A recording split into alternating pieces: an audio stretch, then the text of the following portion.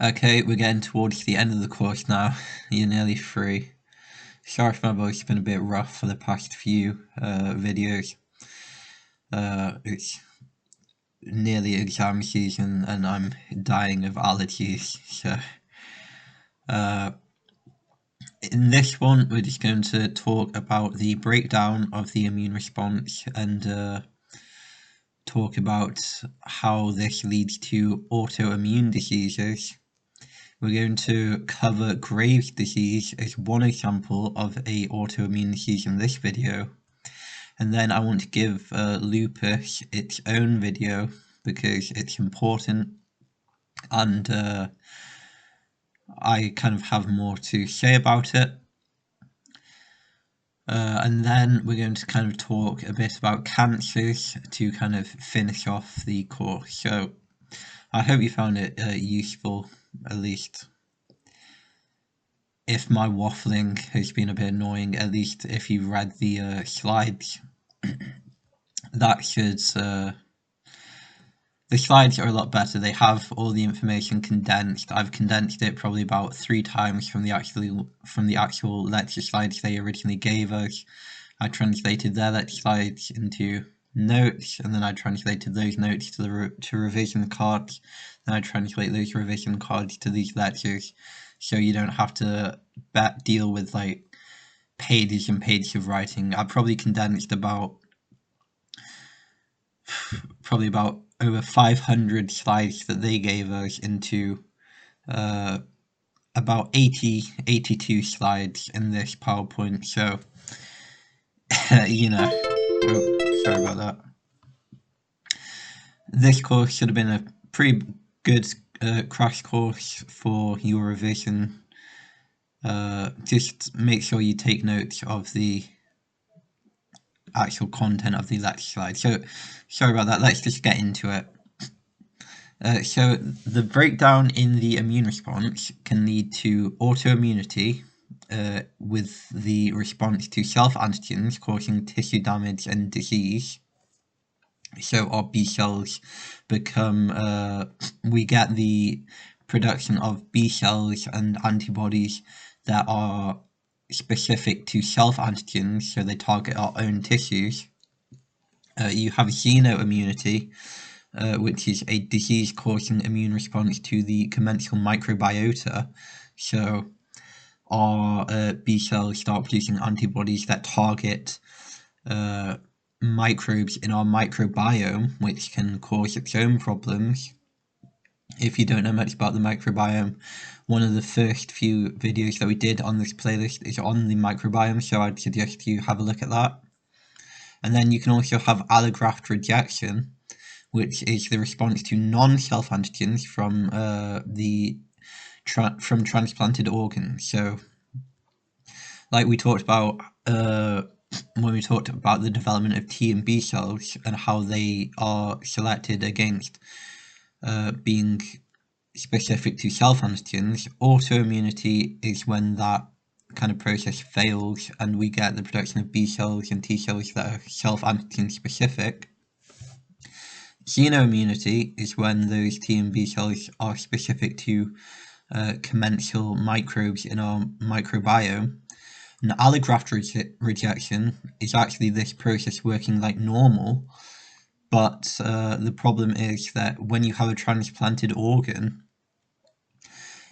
because that's come from another person, it has tons and tons of antigens that are foreign, because they've come from another person. They are foreign antigens, so our immune system is working as it's supposed to. We're getting the development of T and B cells that target these foreign antigens and destroy them. But we don't want that to happen because you need those transplanted organs to live. So that's why a lot of people who get organ transplants actually get immunosuppressive medication to kind of stop the development of B and T cells that are going to destroy and attack these transplanted organs, because obviously we don't want that. A quick kind of recap over what self-tolerance is. It's just when an individual's immune system does not break does not break down and attack self-antigens. So autoimmunity is just the breakdown of self-tolerance, because we're getting the production of immune cells that are going to target self-antigens. Autoimmune diseases. During lymphocyte development, most self-specific B and T cells are screened for and eliminated via self-tolerance mechanisms. When self-specific lymphocytes escape elimination, they give rise to autoreactive effector cells and autoantibodies that are self-specific, and they target our own antigens.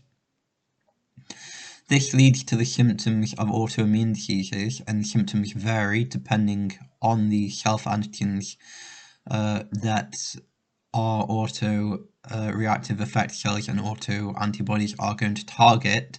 So you can imagine if we have autoantibodies that are going to target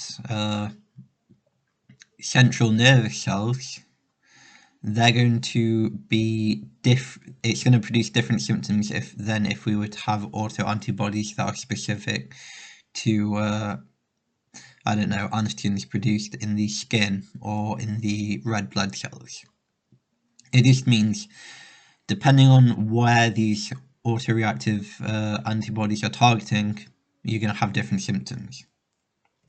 Now, we actually have these things called immunologically privileged sites in the body that are immune to eliciting an immune response because they're very contained. The antigens from these privileged sites don't really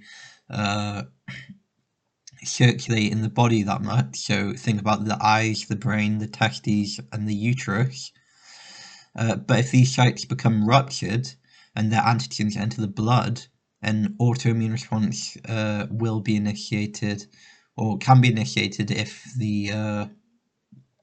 we have B cells and T cells that are specific to antigens coming from these privileged sites.